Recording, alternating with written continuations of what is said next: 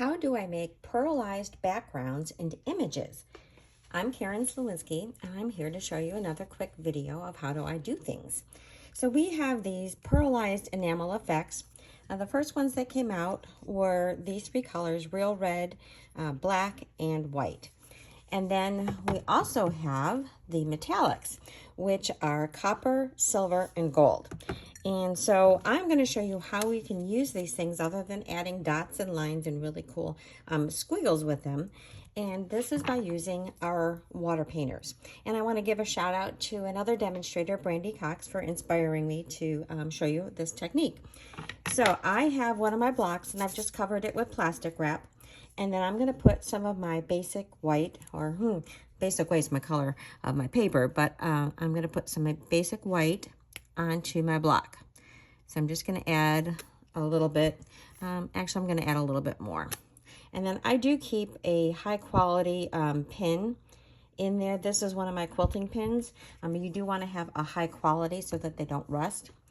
And then I've got my aqua painter. I also have a cup of some water because you want to clean your brush afterwards. And I have a piece of our one of our new designer series papers coming out in our mini catalog, and I'm just going to brush some of that shimmer onto this paper, and it brushes on really nice and easily.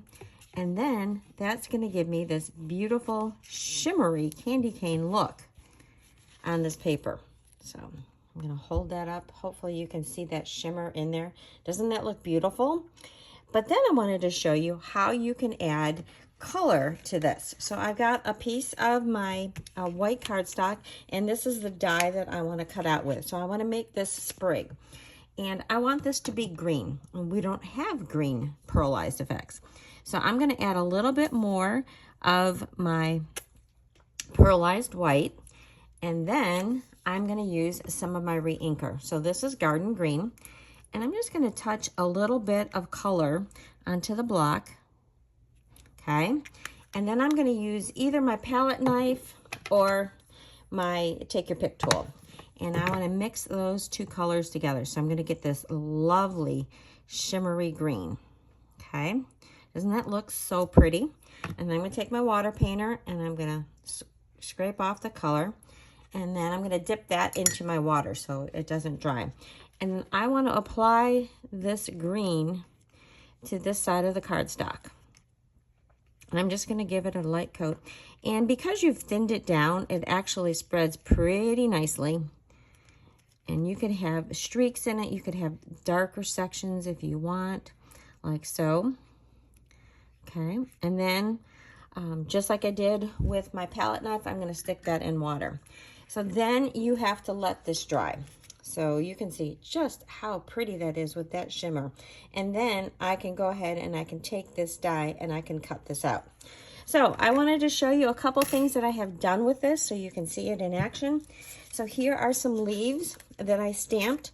So I stamped the same color on the cardstock, and then I brushed on the metallic gold over top of it. So I just actually put the gold sort of like on the big veins of this and then spread it out. So I haven't turned that into a card yet, but I will. And then I made some labels. So this is one where I added Pretty Peacock to white, and I brushed that on and cut this out with the Seasons of Greetings dies. Here's another one where I took the red, and even though it says real red, it's sort of more of a pinky red. And so I added some Cherry Cobbler re-inker and deepened it up. And then I cut it out, and then I also embossed that one. Really like how that one came out. And then just a couple little cards that I made. So here's one where I used the copper and the gold, and then I used my embossing folder afterwards. So this is the Leaf Fall 3D embossing folder. And doesn't that make a gorgeous, gorgeous background? One thing I know that when I did the copper was stronger than the gold. The gold is a very light gold, so it gives you a very light effect. So you probably want to, if you want to see more of the gold, put a lot more of that relative to your copper. And then here is a card that I made for my daughter and son who are going to be celebrating their anniversary. And I used the silver and I used the black. And as you can see, the black isn't very dark. It's really like a dark gray.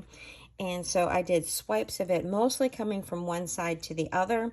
And then I did a few streaks like I did in my sample with the green. And finally added a few dots. So I hope you like this fun technique. It is really easy to do, and I think you're going to have fun.